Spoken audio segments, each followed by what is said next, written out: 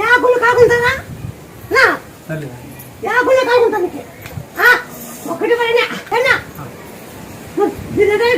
బాగా నువ్వు కట్టుకో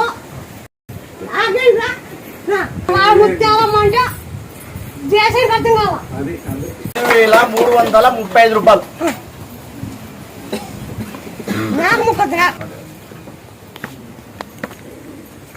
దాంట్లో 500 చిల్లర ఆయనకి ఇచ్చేసి మిగతా తీసుకుంటారు ఆయన బయట తీసుకోవాలంటే ఎందుకంటే చిల్లర ఎక్కువ అవుతాయి కాబట్టి ఖర్చులకు సరిపోతుంది ఖర్చులకు వేసుకుంటారు